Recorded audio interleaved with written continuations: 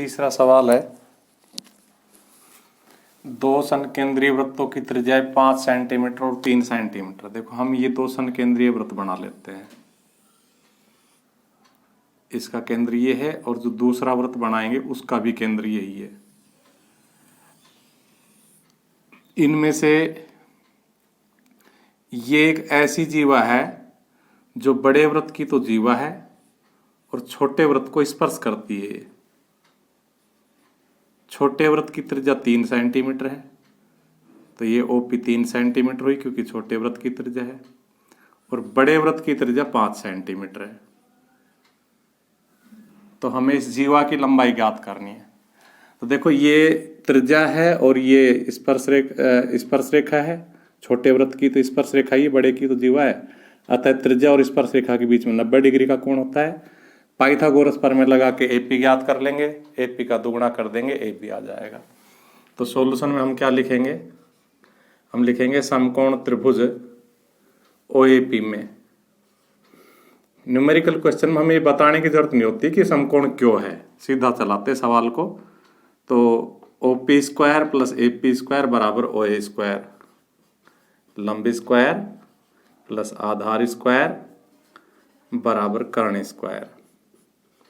OP का मान 3 है, AP का मान हमें ज्ञात करना है, OA का मान 5 है। तो इस प्रकार से AP आ जाएगा आपका AP स्क्वायर बराबर 5 5 25 और ये 3 3 9 उधर जाके घट जाएगा। तो AP 25 में से 9 गया तो 16, हमने यहाँ स्क्वायर हटाया तो यहाँ वर्गमूल निकल जाएगा 4 सेंटीमीटर। लिखेंगे इसलिए जीवा AB जो कि हमें ज्ञात करनी है, और वो AP की यानी कि 4 सेंटीमीटर की दुगनी हो जाएगी, 8 सेंटीमीटर आंसर। चौथा सवाल है, देखो ये कोई वृत्त है। सवाल को पढ़ना शुरू करते हैं अब। किसी वृत्त के केंद्र से 10 सेंटीमीटर दूर, तो केंद्र से 10 सेंटीमीटर दूर ले लिया बिंदु P, ये दूरी 10 सेंटीमीटर हो गई। किसी बिंदु से वृत्त पर खींची गई स्पर्श रेखा की लंबाई 4 सेंटीमीटर है। ये स्पर्श रेखा है और इसकी लंबाई 4 सेंटीमीटर है। तो वृत्त की त्रिज्या कितनी है, हमें ये ज्ञात करनी है OA। तो हमें पता है त्रिज्या और स्पर्श रेखा के बीच में 90 डिग्री का कोण होता है। अतः पाइथागोरस प्रमेय लगा के हम OA निकाल देंगे, यानी कि वृत्त की त्रिज्या निकाल देंगे। तो क्या लिखेंगे?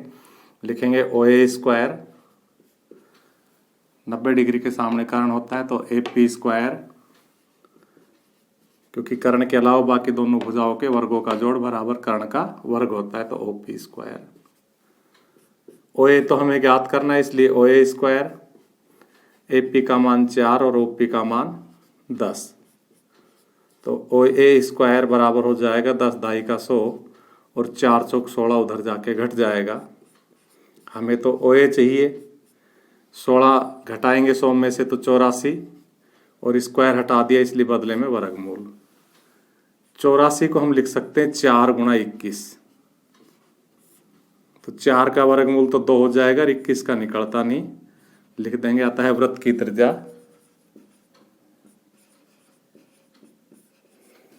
और जब जिस संख्या का वर्गमूल नहीं निकले उसको वर्गमूल में ही छोड़ देते हैं आंसर।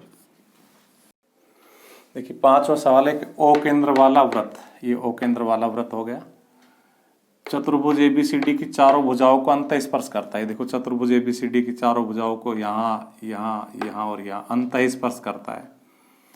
यदि AB को स्पर्श बिंदु 3:1 भागों में विभाजित करे, यानी कि ये स्पर्श बिंदु है, ये इसे 3:1 में विभाजित कर रहा है। अगर ये P बिंदु है तो फिर AP 3 है तो PB 1 हो जाएगा, तथा AB 8 सेंटीमीटर है। इस AB की लंबाई कितनी है? कुल 8 सेंटीमीटर।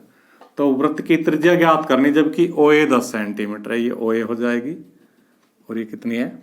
10 सेंटीमीटर।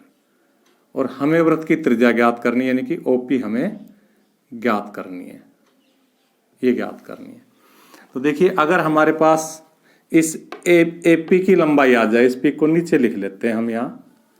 अगर हमारे पास AP की लंबाई आ जाए ये, तो हम फिर, क्योंकि ये स्पर्श रेखा है, ये त्रिज्या है, और ये 90 डिग्री का कोण होके पाइथागोरस प्रमेय लगा देंगे इसमें।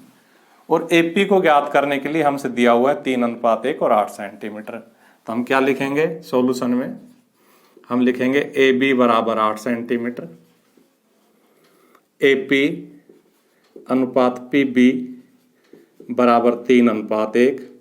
इसलिए ए पी की कैलकुलेशन करेंगे तो देखो जब जिसको ज्ञात करते हैं ना उसका अनुपात ऊपर लिखा जाता है, तो ए पी को ज्ञात कर रहे हैं इसलिए ए पी का अनुपात ऊपर लिखेंगे 3, और कुल हमें मालूम है 8, तो कुल अनुपात यानी कि 3 और 1 4 लिखेंगे नीचे और 8 से गुणा कर देंगे इसको, क्योंकि इसकी कुल लंबाई 8 है।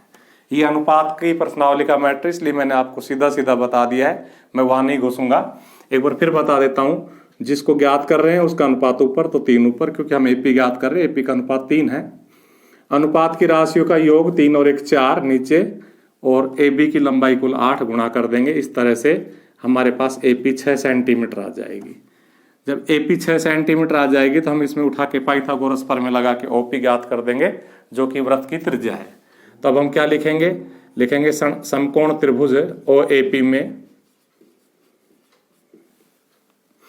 एपी का स्क्वायर यानी कि आधार स्क्वायर, ओपी स्क्वायर यानी कि लंब स्क्वायर बराबर ओ ए स्क्वायर कर्ण स्क्वायर। इसमें मान रख देते हैं, एपी का मान 6, ओपी हम ज्ञात करना चाह रहे हैं, और ओ ए का मान 10।